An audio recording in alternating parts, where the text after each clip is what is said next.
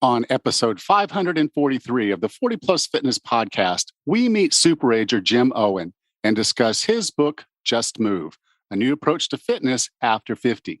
You can get into the best shape of your life after 40, 50, 60, or 70, and Jim shows us how. You can find the full show notes for this episode at 40plusfitnesspodcast.com/543.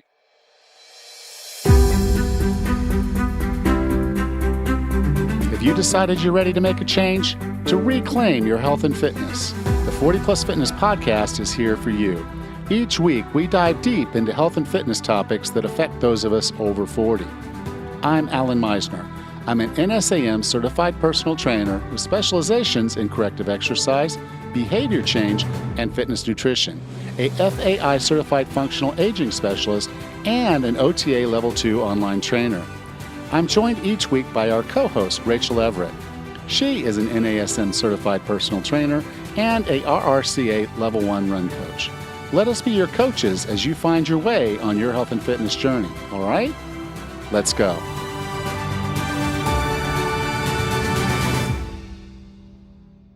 Hey, Ras, how are things?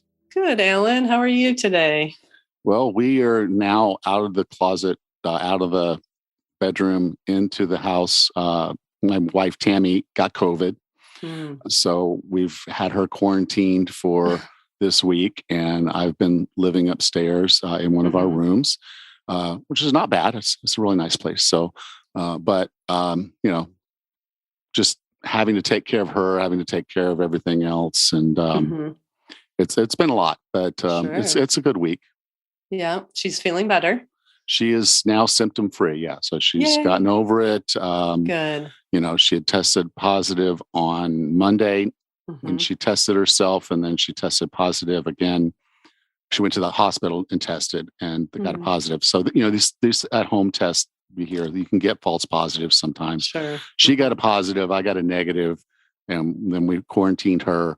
She went to the hospital the next morning and it was positive. So she finished up her fifth day yesterday, or day before yesterday, and then just out of precaution stayed another day and a half, 2 days. So she's just now coming out of the apartment today.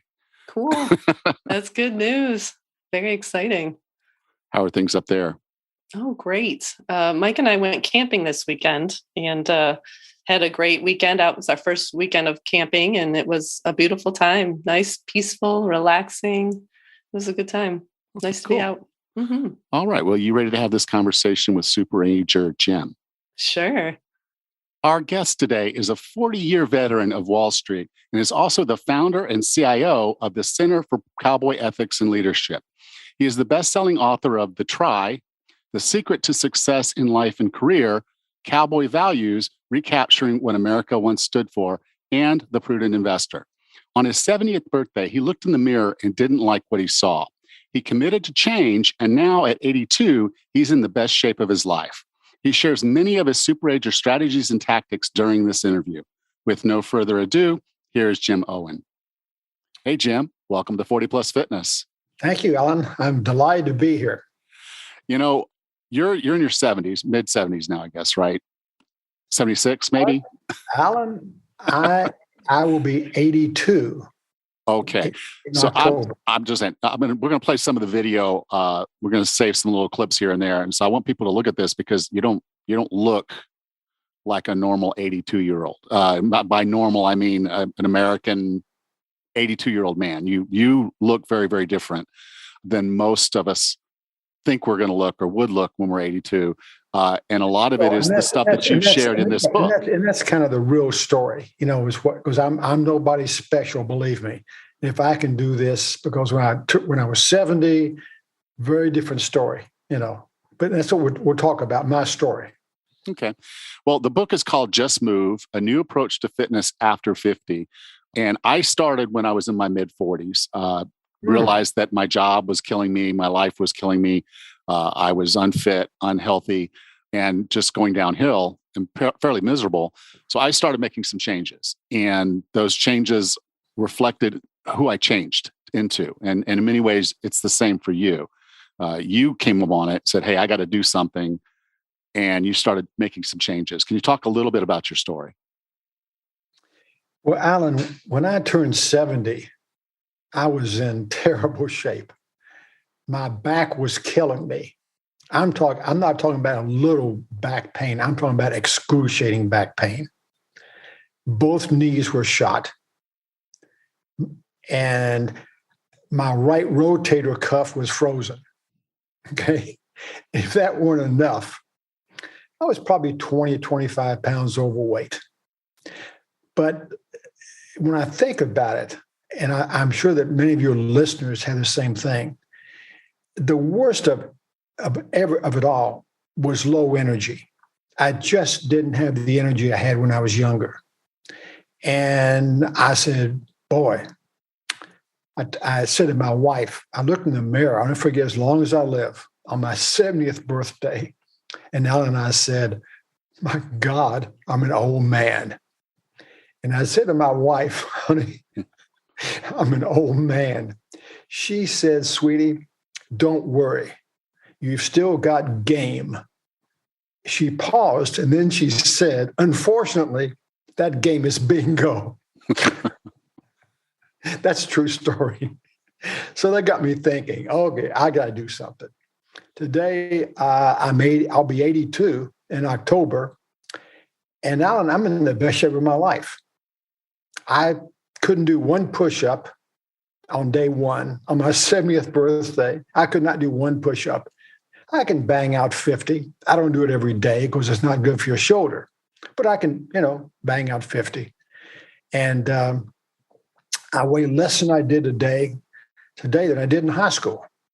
And I look back and say, yeah, it's transformation, but Alan, I think the takeaway for your audience is I'm just an average guy. So if I can do this, go from being weak and overweight and so on, anybody can do it. I'm nobody special. I'm not a Superman or any of that stuff. So I think the basic message to your audience is, if you want to get more fit like you did, you want to get healthier, you can. It's never too late. It doesn't matter. Obviously, if I'd done this earlier in my life, like you did, I wouldn't have had to have worked as hard. Let's be honest about it. Okay.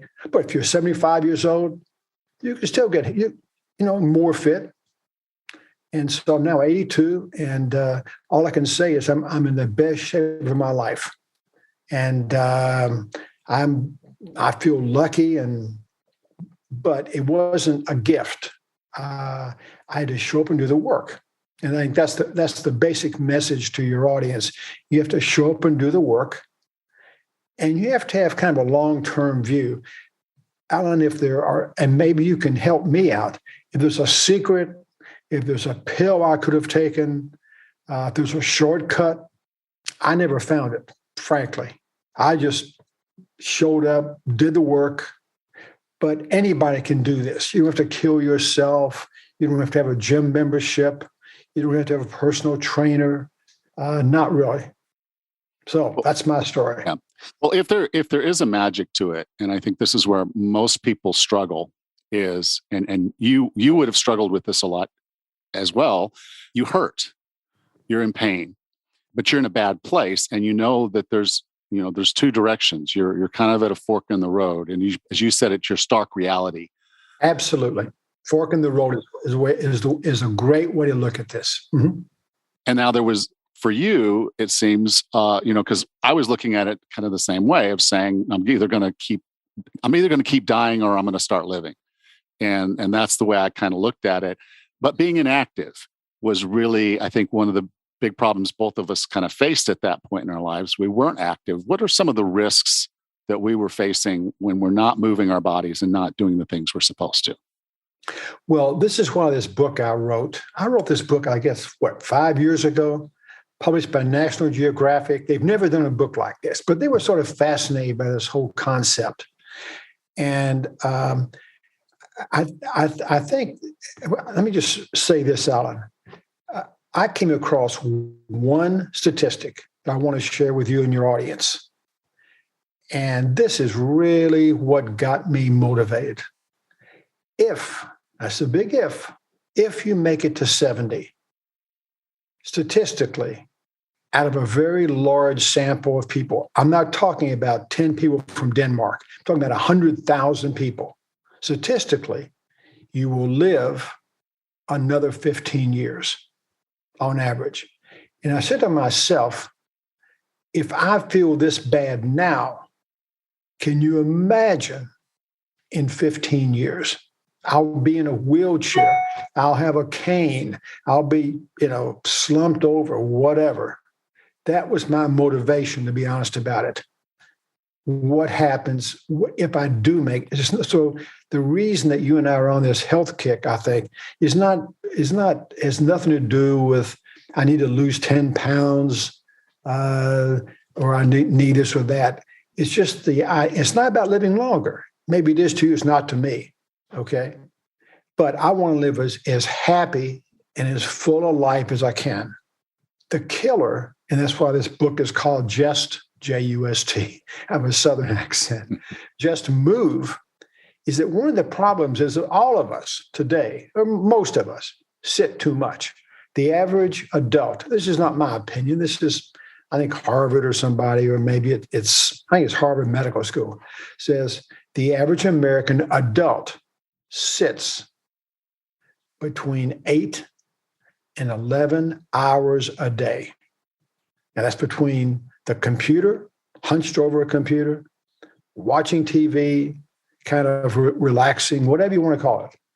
That's part of the problem. That's why that's why my basic thing is just move. It doesn't matter what you do, as important as you've got to do something as opposed to sitting. The reason that sitting is bad, is I know it's a cliche, Alan, but sitting is kind of the new smoking.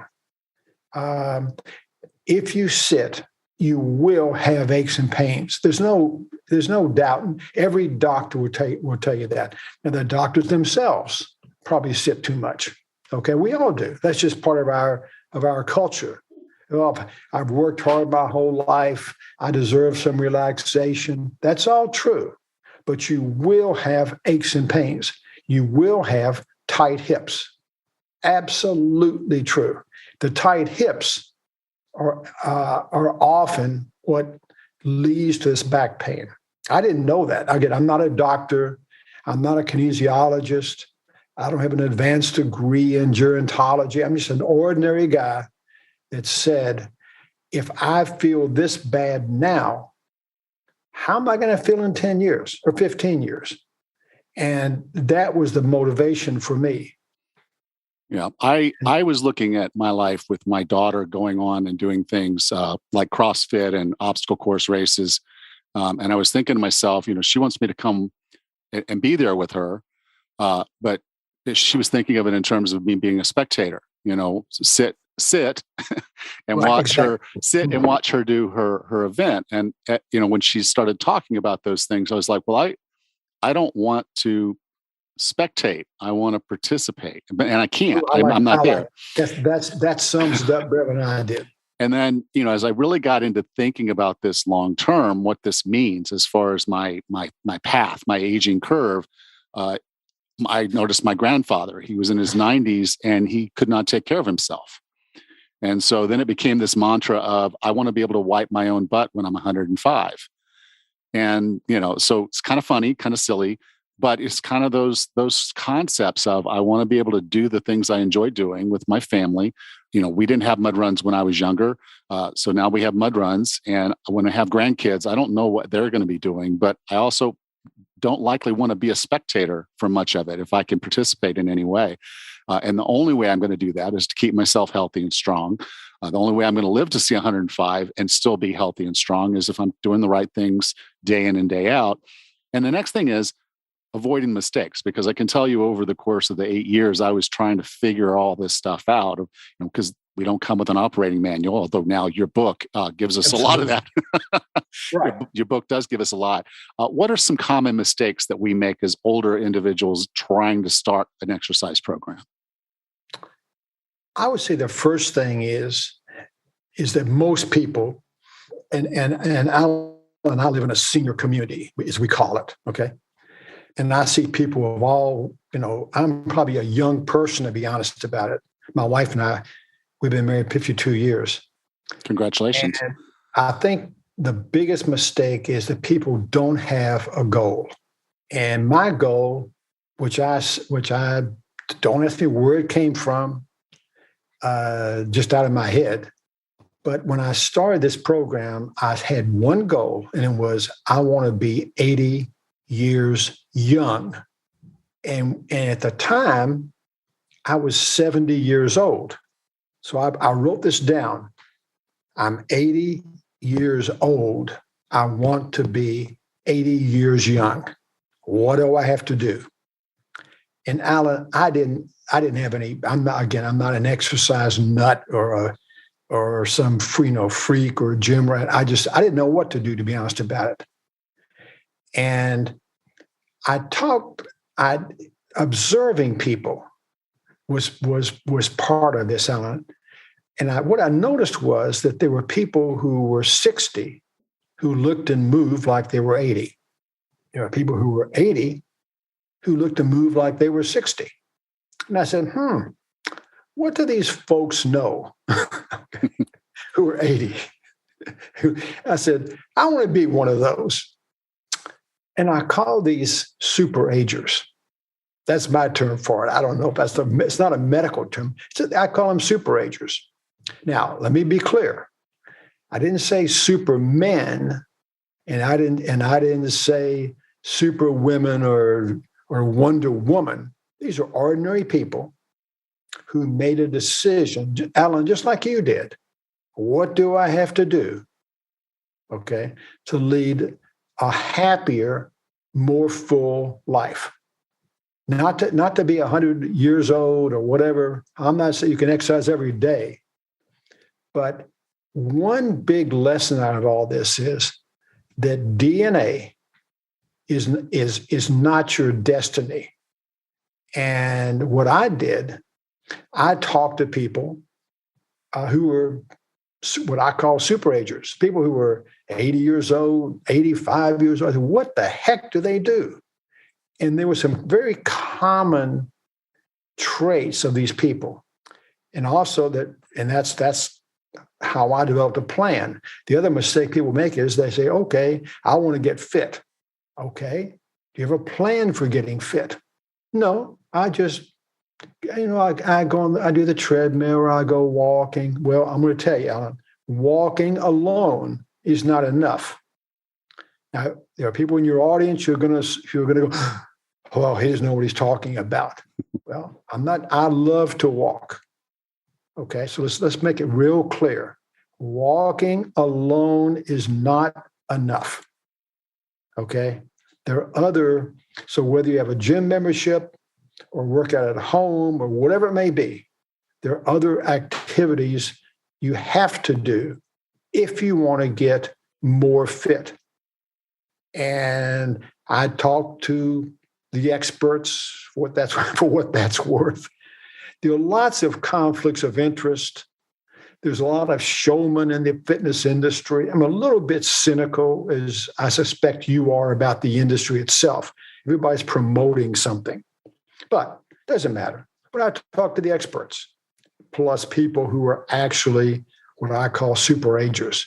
And that's where I developed a program. And I want to show you my T-shirt. I call this Geezer Fitness is what I call this. So the best advice I got, I want to share with you and your audience, and I think you'll get a kick out of this. The best advice I ever had, somebody who was probably 85 years old. I was never quite sure how old he was, but he looked like $1 million. And he said, Jim, if you want to get motivated and stay motivated, I'm going to give you a secret.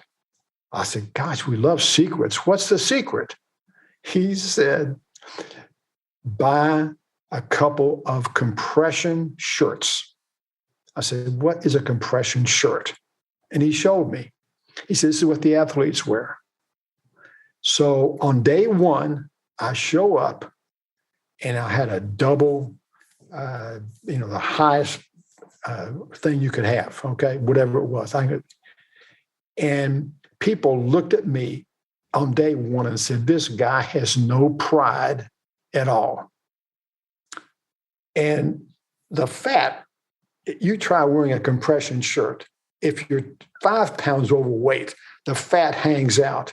And people would look away and say, this guy has no pride at all. And that's what, to be honest about it, that's what kept me motivated for 10. I've worn one every day since. And I love putting stuff on here. I've got one called Spartacus. So if I'm really at my best shape, I say Spartacus. If I'm not in such good shape, and now I'm wearing a medium. So that's kind of what kept me motivated. People just couldn't believe it. Does this guy know how awful he looks? So try a compression shirt. And if you're 10 pounds overweight, it's really embarrassing. So anyway, that's what I did. And it kind of worked. It just kept me motivated day after day. And all of a sudden, I started wearing a large. And now I wear a medium T-shirt. And for a guy, one problem that men have is that they develop that, punch, what do you want to call it, okay? And very difficult to get this off. So one mistake that people make, Alan, which I didn't know about, I didn't know what core meant. I thought core referred to a six-pack. No, core is a band that goes around your upper extremity.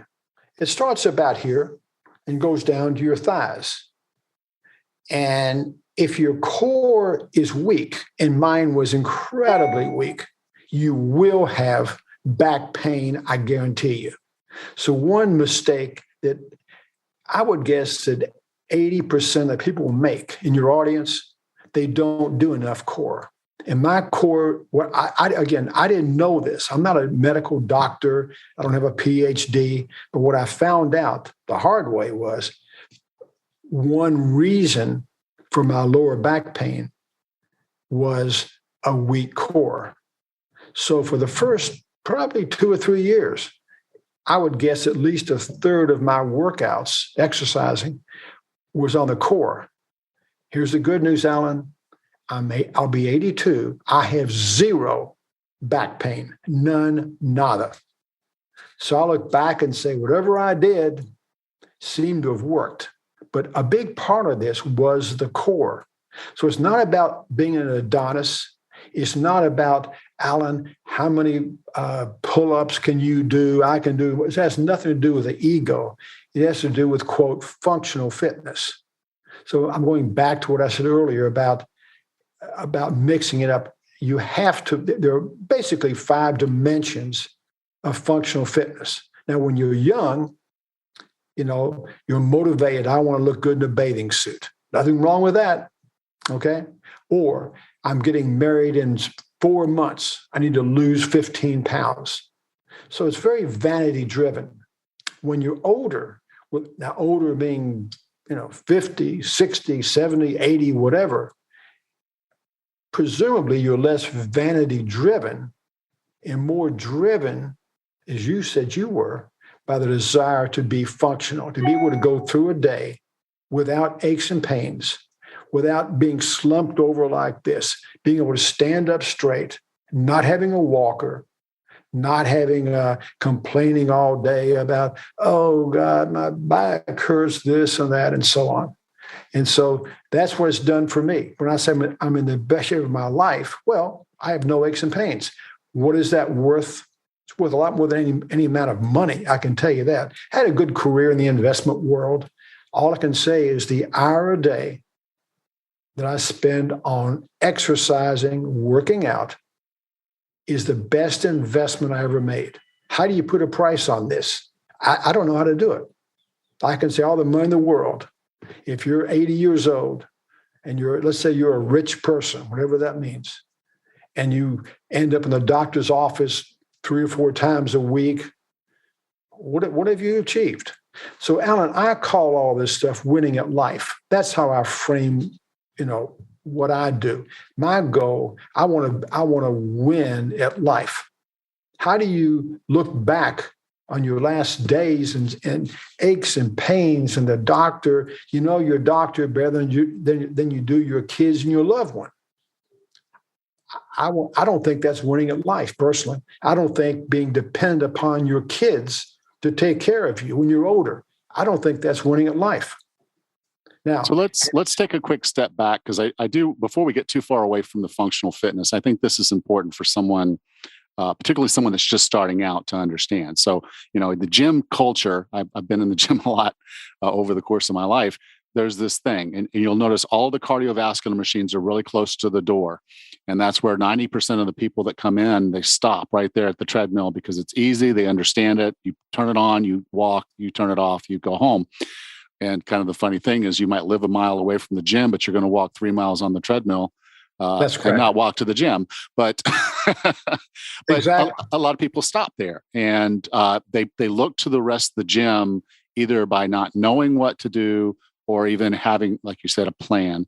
And for the plan to be successful, as you mentioned, it has to address functional fitness. And you've mentioned core. And we're going to say, the walking, the cardiovascular endurance is important. Those are two facets of functional fitness. But what are the other three that we should be looking toward to be a superager? Well, a clear one is strength. And when you say, "No, wait a minute, I'm not a muscle head. I'm not trying to be Mr. or Miss Adonis. I'm not talking about that. Here are the statistics." And when I did this book, Just Move, in National Geographic, it took me about 2 years to do the book. And when I got through and turned in the manuscript, and they said, "This is great. Oh, by the way, we need to have an expert read every page and evaluate it." I said, "What?" "Oh, yeah. Well, I said, "I don't know anybody that can do that or would do it." And they found somebody out of Duke University, okay, who was, I guess, a gerontologist, and she read every paragraph. And so we agreed upon that. And then they said, "Jim, oh, by the way, one more step. You have to source everything you said." So what does that mean? "Well, we don't want your opinion. You have to say, where did your opinion come from?" I said, "Why don't you tell me about that?" "Because you would never have signed the contract." So I had to source it. And I say because there's so much BS in the fitness world. So when I throw out these statistics, it's not my opinion. It could be Mayo Clinic. It could be whomever. But it's not. The book was not my opinion says this or that. Okay.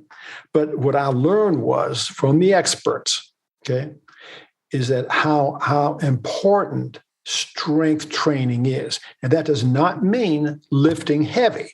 That's where people get in trouble. You can do a lot of stuff with very light dumbbells.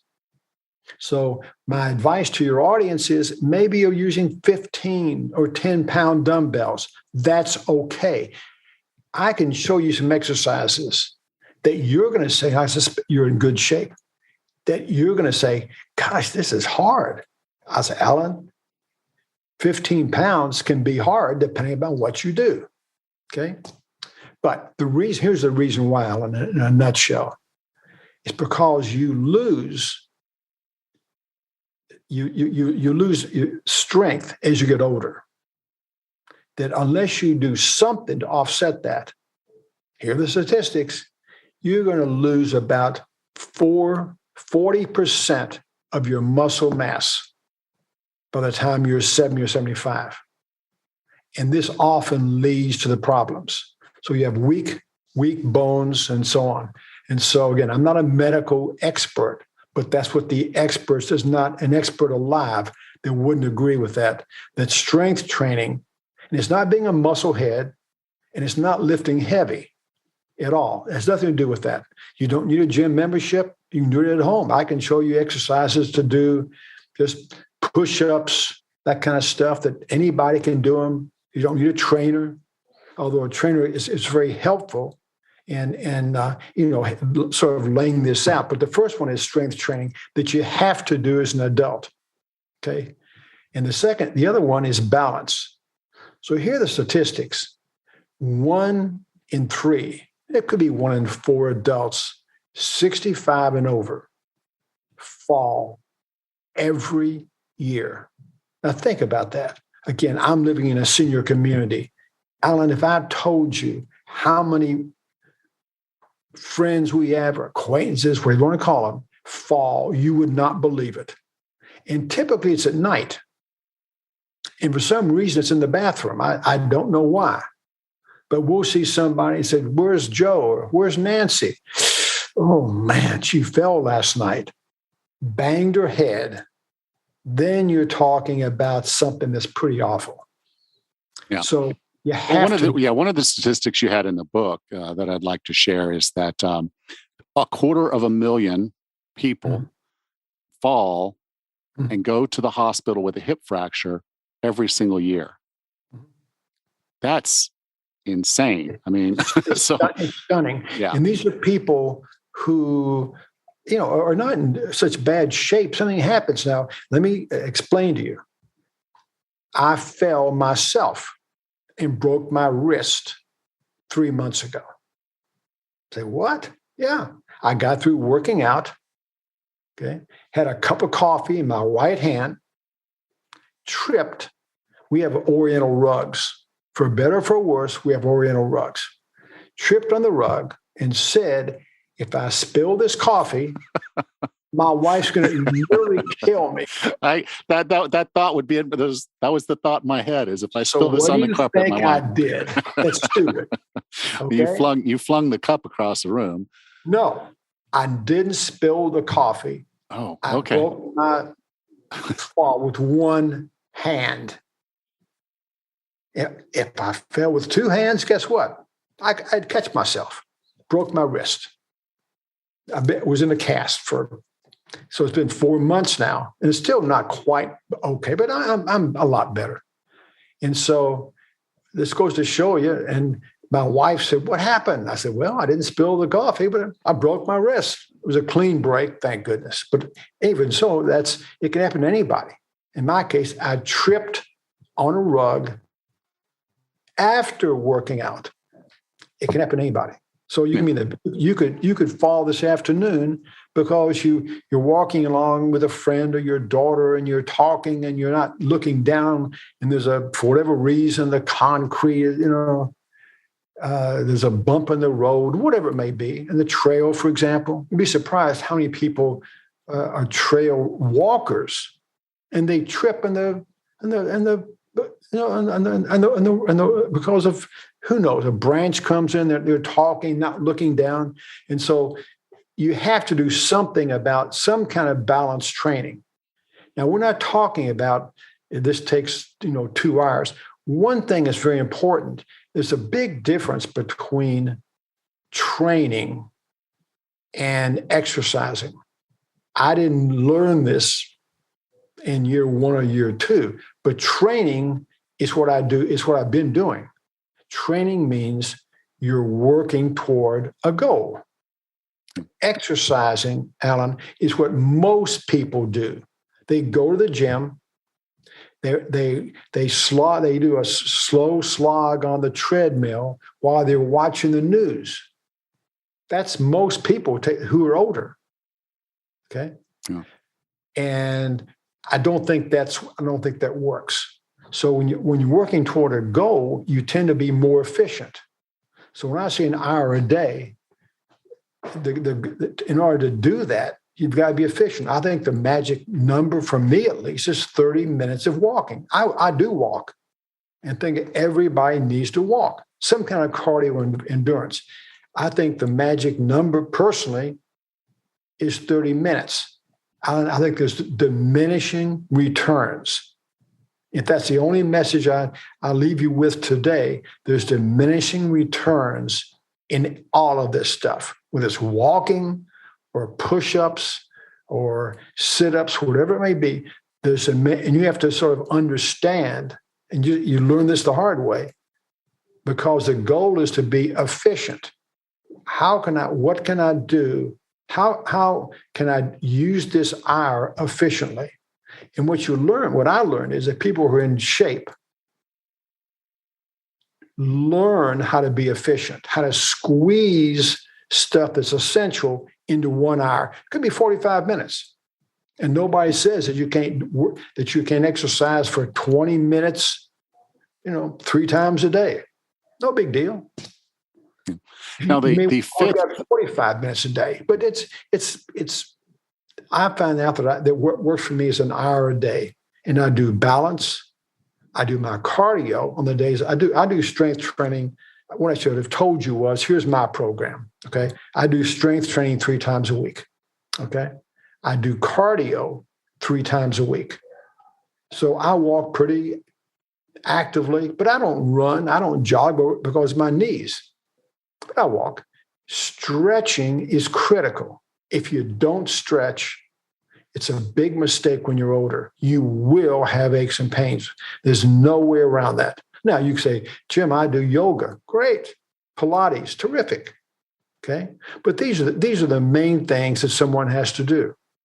And every older person, you say, well, I don't know what to do. I don't have a plan. Well, there's some trial and error, and you sort of have to learn what works for you. Now, the best motivation, Alan, is getting results. Here's some good news for you. If you're in bad shape, like I was, the results come very quickly. That's what people don't realize. If all you do is walk, when I started out, I literally, Alan, on day 1, could not walk more than probably 4 blocks, and I was huffing and puffing. That's how bad a shape I was in. But I said, I'm going to do a 30-day deal. Now, why 30 days? I have no idea. I just said 30 days. It could have been 45 days or 20 days. I was amazed by simply every day trying to do a little bit more. Now, I wasn't running or jogging or anything like that stuff, just walking. At the end of 30 days, I felt so much better. You have no idea. My wife's friend said, what is Jim doing? Well, what do you mean? He looks so much more energetic. When you're older, that's what happens when you walk. Okay. And so what I found for me with the sweet spot was about 30 minutes. And I do it 3 times a week. Beyond 30 minutes, that's kind of diminishing returns. I'd rather use those other 30 minutes to do strength training and other activities. That's all it is. Right. Well, in your book, Just Move, there's a ton of these types of tips. You talk about how much time you dedicate from each workout, the different things you do. You have images of some of these exercises. So there's a lot in this book. But if you wanted to just say, what are a couple of your favorite takeaways from the book that if someone were thinking about buying your book that you want them to know, want them to look for, what would that be? Well, that's a great question. And I think what I would say is you have to find your why, W-H-Y. What is your why? Why are you even thinking about taking up some kind of a program? Okay. Now, your why might be, I don't want to be a burden to my kids. I don't want to say, well, I'm sorry, I can't go with you on this trip. I've got to take care of my dad. Man, I don't want that. I want to be able to play with my grandkids. Everybody has their own try. But that's sort of the motivation. My motivation, again, was I want to be 80 years young. That may not be your goal. It was my goal. Okay? So you have to find that. And the other important takeaway is you have to have a plan. Without a plan, a goal is just a dream, in my opinion. So a goal and a plan. And then you have to actually show up and do the work. So you can talk about this stuff all day long. I think the other takeaway is the goal is not perfection. So I know you like to exercise and it's really improved your life and that kind of stuff. But perfection is not the goal. There are exercises that I do that I don't do very well. I try, but we all have our issues. So the other thing I want to make sure that everybody understands is you can work out every day, okay? And while it's true that your DNA is not your destiny, that's an important concept to me. That means you can, do activities that will help lower the risk of a serious disease, heart attack, stroke, certain cancers. All that's true. But I have to tell your audience this. When you get 80 years old, you will have issues. And no amount of exercise, no amount of eating right, no amount of managing stress, none of that, good sleep habits, you will still have stress. I don't know anybody who's 80. It's like having a car. You have a great car, but there's a certain mileage. I don't know, it's 150,000 miles. Your car is going to break down. Well, guess what? Your body breaks down. But it's okay because you're in shape. And I've had some issues. I don't want to go into them myself, other than a broken wrist. But the big payoff from all this stuff, Alan, the big payoff is what you have to think about. What's the payoff from all of your exercises, all of your hard work? You know what it is? It's the confidence that whatever life throws at me, I can deal with it. And what I'm suggesting is the real benefit of all this stuff is mental as much as physical. So given where I came from, given where I am now, doesn't mean I'm not going to have issues. That's just BS. I do have issues. I will have issues, but it's the confidence I can deal with whatever life throws at me. I don't care what it is. If I get hit by a truck, if I get cancer, if I get all the bad things that happen, because of the confidence that comes from hard work and getting results, you can deal with it. The other thing out of the book that I want everybody to really kind of think about, these are all just insights. There are no rules that I know of, but they're insights. The other big insight that I think is important is that attitude is so critical. So all we're talking about here is looking forward and not back. Alan, I cannot tell you how many people I know who live in the past. And every single one of them is in bad shape. I'm looking forward. Now, I'm going to say this to your audience, and I believe it. I honestly believe my best days still lie ahead. It's that positivity that's a critical element. If somebody says, I don't need exercise, I don't need to eat healthy or eat clean, I don't need any of that stuff. Okay, that's fine. That's your choice. Okay. The problem is you're going to end up at some point, you might lose your loved one. Then you're going to be by yourself. Okay. Maybe you have a caretaker, but your world is going to shrink. It's the opposite, Alan, of what you said. Your world's going to shrink. You spend your day in a small apartment when you're 80 or 85 years old. Loneliness and all of this is what tends to lead to depression, but even worse, Alzheimer's and dementia. Now, I may end up with dementia or Alzheimer's, but I'm doing everything I can, staying active. And there's also, I want to share with you one last thought, is that we talk about physical fitness. And that's very important because fitness is the foundation of healthy aging. That's the other message. But there's more to healthy aging than that. There's also mental fitness and there's emotional fitness. And they're equally important. So in my case, the reason I'm doing this interview is not to sell books. If my story can inspire somebody to get off the couch and just move as opposed to just sitting, that's my legacy.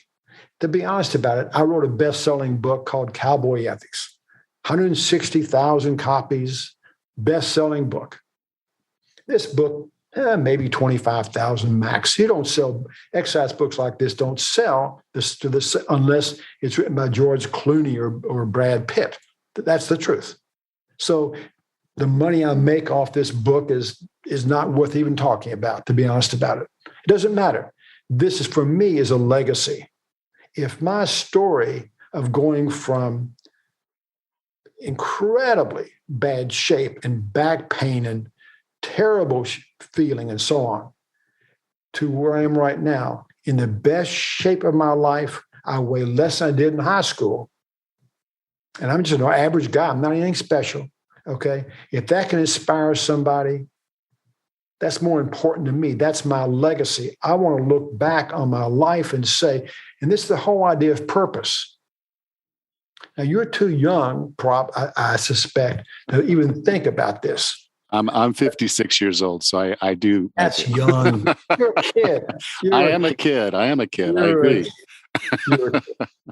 But what keeps you going, what keeps you alive, is that having the passion or the purpose. I look back on it and say, I want to look back on my life, on the last day of my life, and say, did I leave things better than I found it? If it's true that I did, it's because of my writing and my speaking. I made my money, so to speak, in my career. Not that I'm a rich guy, but I have enough money. Okay, so I'm lucky on that score. But the legacy is what's important to me. It's not the books I think sells on Amazon for $15 or whatever. Okay. And if you think somebody is going to make a living off of writing a book, well, I guess Michelle Obama can do it, but most of us can't do it. I sure couldn't do it. But it's the legacy factor that is so critical to me. And that's why I do all this stuff.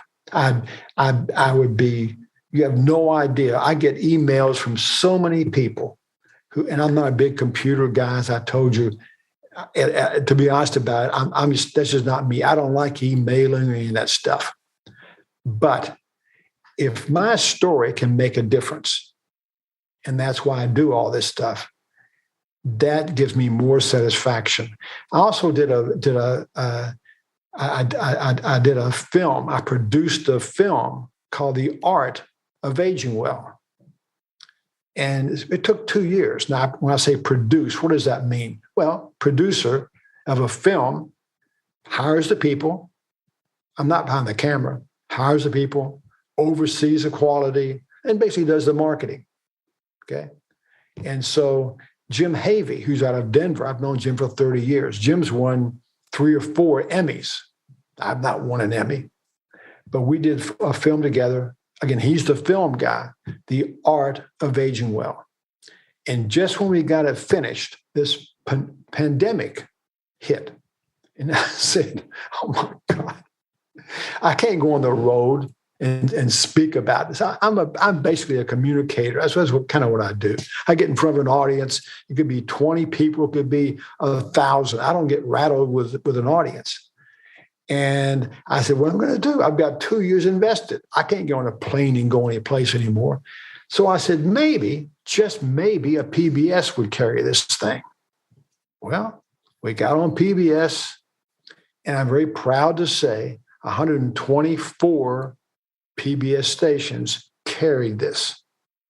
And your audience, there's no charge for it. I raised the money from, I had sponsors. That's all it was.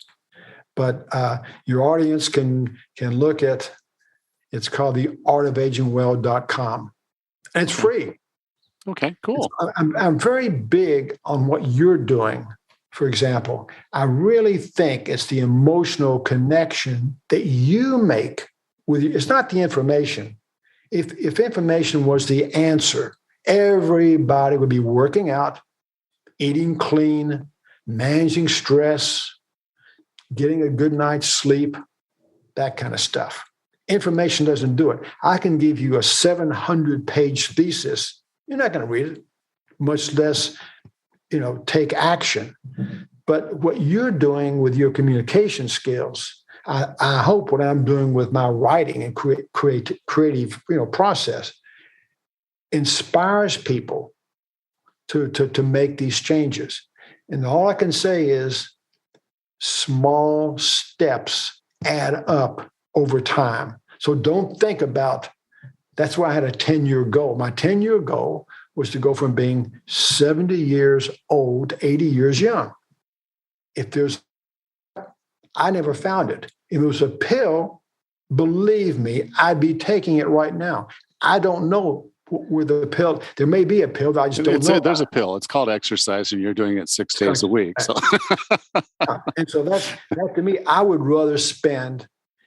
So I look back on that and say, Jim, what have you learned from all this stuff? Well, I'd rather spend an hour a day doing what I'm doing right now, okay, as opposed to an hour a day in the doctor's office.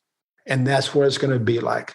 I don't want to be in a wheelchair. I don't want to have a walker. I don't want to be bent over like this. I want to be as healthy and as alive and have the energy as long as I can.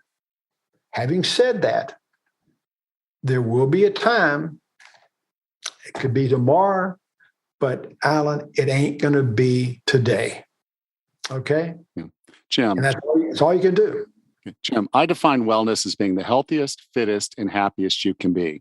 What are 3 strategies or tactics to get and stay well? That's beautiful. Mm-hmm. I think you've done probably a better job of summing this up than I did. Again, I'm just an ordinary guy, but one of the messages is, one, is never too late to get started. Don't think for a second, boy, I'm 75. There's no point now. I might as well have that, 3 dips of chocolate ice cream or something like that. Doesn't matter whether the sooner you start, the better. There's no question. Now, does Jim Owen wish he had started this program when he was your age? Absolutely. Okay, there's no question about that. But I didn't. I started at 70. You can start at 75.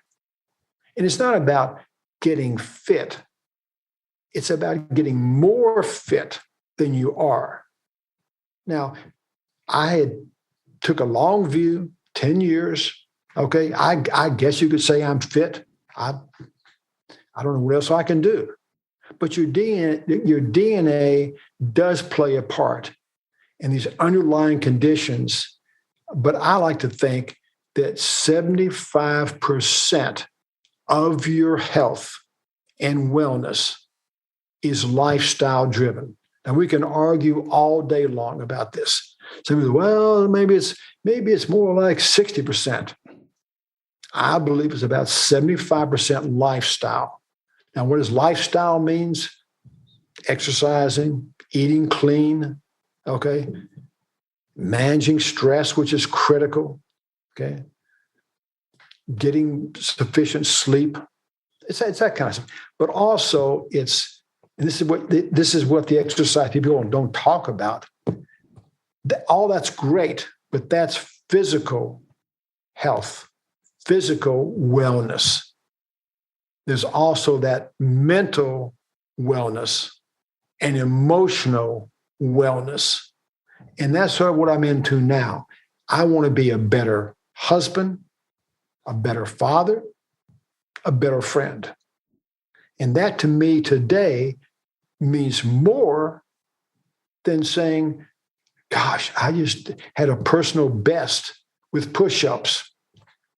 Well, I suspect I'll be in no better shape in 2 or 3 years than I am right now. I don't know what I could do, because you can get injured when you're older. So if you do too much with your shoulders or whatever, maybe legs, whatever, you can have a problem. So do I work out as hard as I did before? No. And the reason is we all have low energy days. That's another message I want to give to your audience. At my age, you have to recognize the recovery days are critical.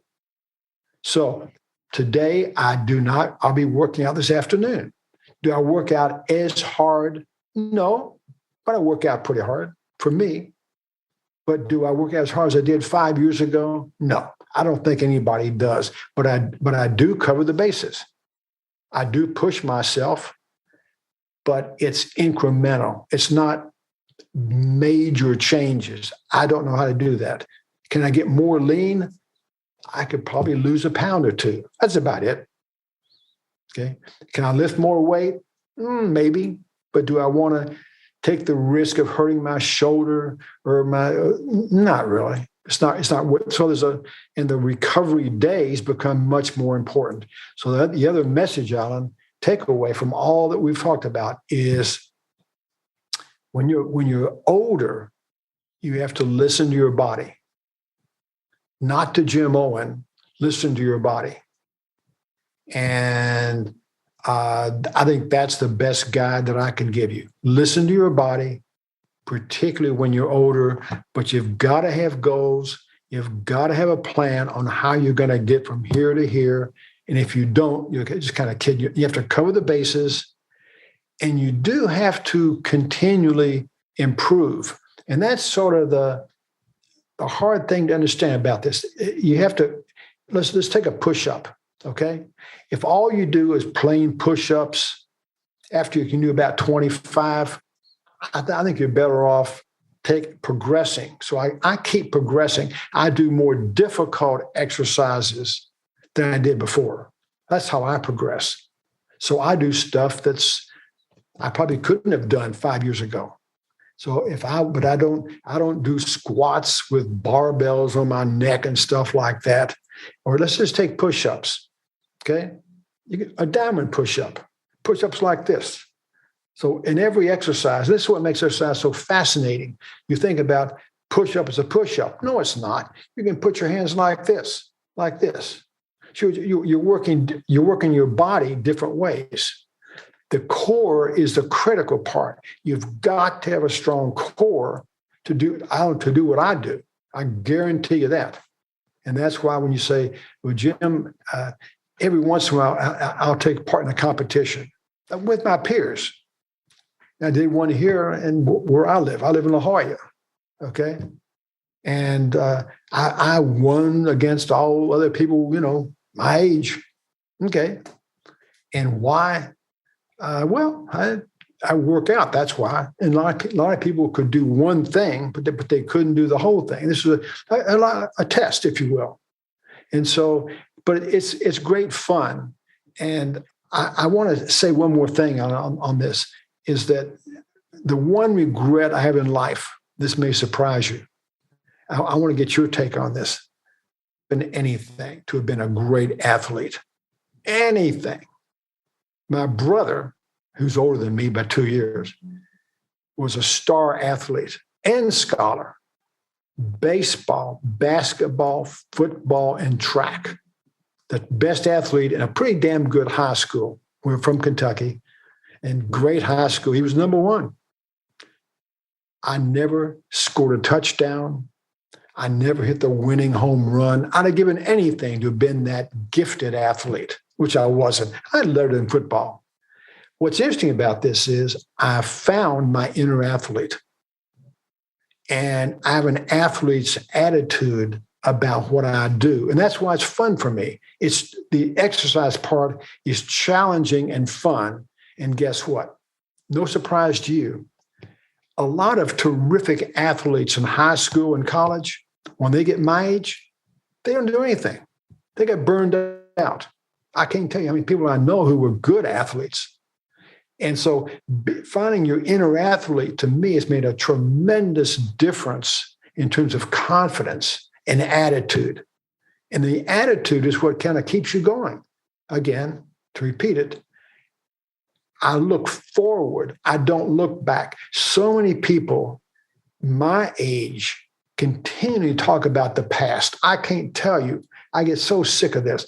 Well, when I was in high school, when I was in prep school, how about looking forward? What are you doing now? What's your challenge now? So and that's the big thing with me is, I was the athlete in high school. I was a very good athlete. And oh my goodness, I wish I then fell out of it in my 30s. But I was an excellent athlete. I was in the U.S. infantry, military. I was super, super fit all the way up until my 30s, and then I let it go. And it took me a long time to get it back. But I can tell you all the things I ever did, all the wins, all the shots, everything that I did through all of that, none of those compare to the feeling I got running across the finish line with my daughter at a Tough Mudder. And knowing that I could keep up with her. She didn't have to wait on me. I was as good an athlete as I'd ever been. And I was able to do that. And you talk about the looking forward. I've got another Tough Mudder scheduled in 3 months. So I'm going to be back up in the States. I'm going to be doing another Tough Mudder because I can, because I want to. And I train for it. As you said, train, not exercise. I have a goal. I have a mission. I have a plan. All of those things that you brought up here. I'm so impressed beyond, you have no idea. My daughter, we have 2 children. They're both adopted at birth. We couldn't have kids. Been married 52 years. Our daughter's name is Allegra, and she's 38. And she's an athlete. And that's her, and she does this Tough Mudder. I've never done one. She says, Dad, when are you going to do a father-daughter thing? Yeah. And I said, do one of the smaller ones. They've got the Tough Mudders are now broken up. So they have, the original one was like 12, 13 miles. So it was pretty tough. Now that's what they call the 15K, which is, I guess, closer to 9.5 miles. But they have a 5K version. And so, the obstacles are going to require upper body strength, grip strength, that type of thing. You're not really running a whole lot because the obstacles are probably no more than a mile away from each other anyway. So you're running, pretty much you jog to the next obstacle and then you wait your turn to get on that obstacle. But they are a ton of fun. And based on looking at you right now, I don't see any, get your wrist completely fixed, but I don't see any reason why anybody that doesn't set their mind to do something like that couldn't do it. And if there's an obstacle you can't do, there's no shame in that. You give it a shot, you do your best, and then you move on to the next obstacle. It's a lot of fun. And yes, if you're doing it with your daughter, that's going to be a special day. I promise you. Well, I cannot believe this. I cannot believe this. And I have never talked about this with anybody except my wife. But when I hear your story, are you ready for this? I want to be in the Senior Olympics. Okay. In my age category. Now, again, so I'm not competing against somebody who's 75. It's every 5 years. Yeah. And I would be in the 80 to 85s. And they just started creating those age groups because they figured, well, exactly. I've got these people in the 80s that are now having to compete with people in the 60s. And that's not right. And that wasn't right. So they've corrected that. And because they've got centurions doing it now, they have an over 100 category. And I have no doubt. Amazing.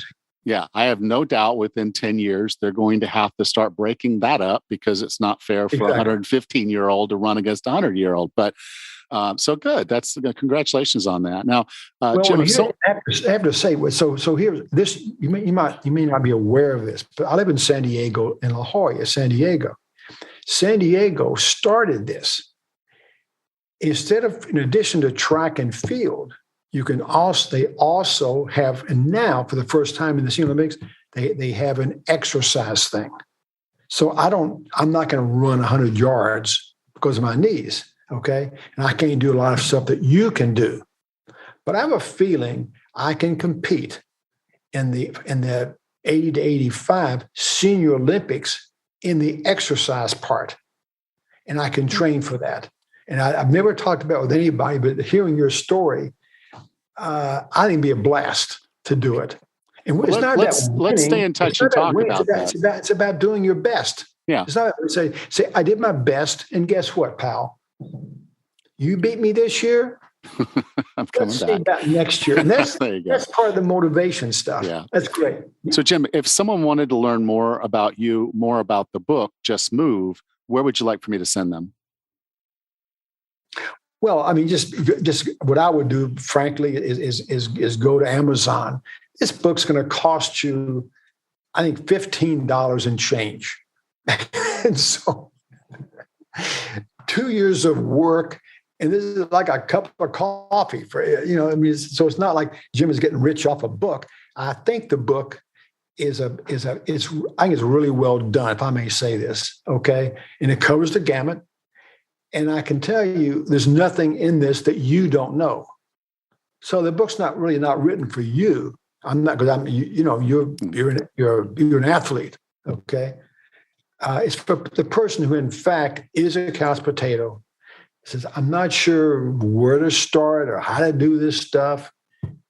I believe in the basic core exercises that everybody needs to do.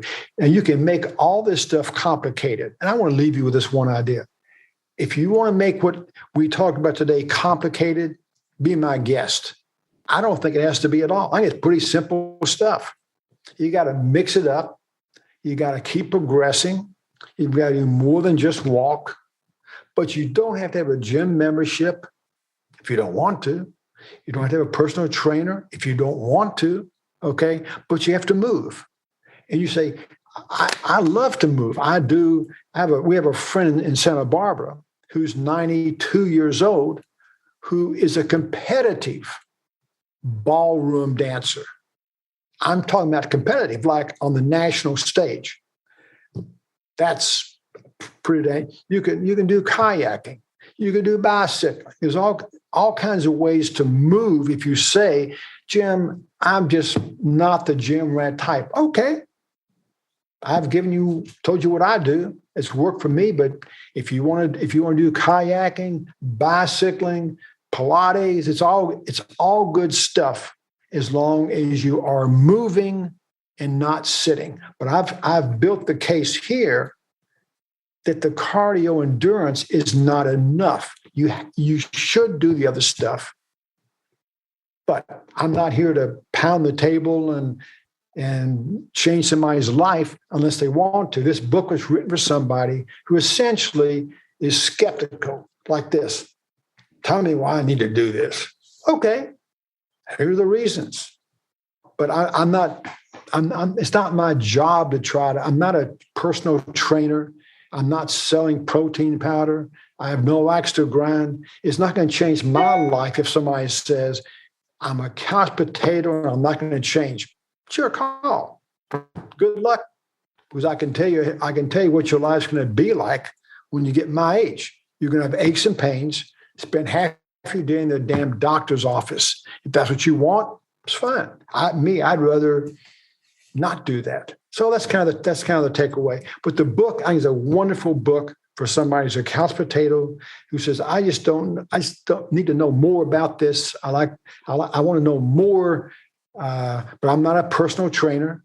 I'm not a life coach. No, I'm just a guy who said, here's my story. If my story can inspire somebody, then that's my legacy. And that's why I do it. Well, thank you, Jim. And thank you for being a part of 40 Plus Fitness. Well, I have to tell you, you inspired me. And it's not easy to inspire me, but your story you have a terrific story. You're a terrific communicator. Okay.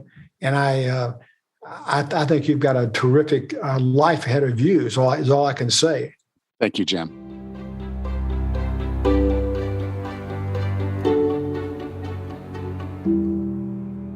Hey, Raz. Hey, Alan. That was so fun listening to a successful story like his. At 85, he sounds like he's the fittest he's ever been. Or 82. Well, he's 82. Yeah, he's 82 now. He started his journey when he was in his 70, when he was turned 70, because he just had that moment, and most of us that go through some form of transformation like this, we come up to this moment and it's like, I have to do something. And what he was is he was 70 and he felt old. And he didn't like the energy level. He didn't like anything about it. And he determined that he was going to change that. He committed to changing it. And his overall vision was that by the time he turned 80, he wanted to feel younger than he did when he was 70. And he did. But he did some important things. And I normally try to drive these conversations. Jim is a rambler. And so he went on and on and on. But there's a lot of gold in there, so don't poo-poo that, like he did. I think it's worth our time to listen to people who've done what you want to do. Listen to people who've struggled through this and learn everything you can from them. So I was more than happy to just sort of hand the mic over to Jim and say, okay, run with it, because it's a good conversation. But one of my key takeaways here is that he didn't play around with this. This wasn't that he dabbled at getting more fit and it took him all these years. He went straight in and said, I'm hiring a trainer and I'm going to make this change. And he got a good trainer, and that trainer made him younger, helped him exercise, get stronger, add muscle. And so now he is effectively, from a biological age, probably younger than he was 12 years ago. My gosh, that's just incredible. And I love that he does all the things that we all should be doing. Besides cardio, he does strength work. He does balance, which is really important. Even I need to work on that as a runner. And then and he does the stretching, the other thing I need to do more of as a runner. But it's awesome that he dedicates his time to doing all of these different modalities each week. Yeah. And so, his schedule has him doing exercise for 1 hour, 6 days a week. Awesome. So, and that sounds like a lot. A lot of people say, oh my God, I couldn't give an hour and go to the gym every day. You probably spend that much time watching Netflix in a week, 6 hours. And if you really look at it, 6 hours is a fraction of the available time you have in a day. So I know we all feel like we're busy, but if you don't make this a priority, it's never going to happen. Right. This is not something you phone in. He had to go to the gym and go through those workouts, and he's working on the other modalities and getting better there too. And that's one of the cool things about this, is when you really dedicate yourself and you put the time in, particularly at the beginning. We call it newbie gains, but you're going to see change really, really quickly, and that can be very motivating. But you got to start. Right. I love how he also said that he would rather spend an hour working out than an hour in the doctor's office. And I have to agree with that wholeheartedly. Yep. I would rather be exercising once a day or several times a week and just feel healthier and stronger for it. There's a lot of his lessons that I've learned at a much younger age, but again, going back to his age of 82, I'm just flabbergasted that he has put so much time and dedication into his own routine, and he's sharing it in his book. I just love to see people in this age bracket working out like he is. Yeah. Now, a lot of books, when I'm talking to the author and I've read the book, it's like the same style, the same thing. So I almost feel like as I've read the book, I've already had a previous conversation with this individual. But I will say this, Jim's book is much better organized than this podcast episode was. Jim knows his stuff, and he put a lot of effort into writing the book. It's very well organized. There are workouts, there are stretches with pictures, all how to do this stuff. And so, yeah, he does tell his story in there, which is very uplifting to know. For sure. There's always a chance, but you got to get started. And and then it's a very well organized book for you to have a full program to get yourself started. But I'd still encourage you to look at getting a trainer. And I know that's an investment. The time is an investment, and the actually doing the work is an investment, but those investments pay off. Absolutely. Huge dividends, particularly in our current era, where we need to keep our bodies as healthy, as strong as they can to just deal with everyday crap. For sure. Yes. Yeah, for sure. Because if you're starting from a better base, you're better off in the end, regardless. Well, it's going back to his story. He started off with back pain and knee pain and all these things. And now he doesn't feel that anymore. He's changed his lifestyle so much that he's healthier and more fit now than he was at age 70. It's just incredible. Yeah, it's a good story, and there's a lot of gold nuggets in this episode, even more in the book. So awesome. It's a good one. Yep, I loved it. Great interview. All right. Well, Rachel, I will talk to you next week. All righty. Take care. Next time on the 40 Plus Fitness Podcast, we meet Katie Gerber and discuss her book, Adventure Ready, A Hiker's Guide to Planning, Training, and Resiliency. Until then, have a happy and healthy week.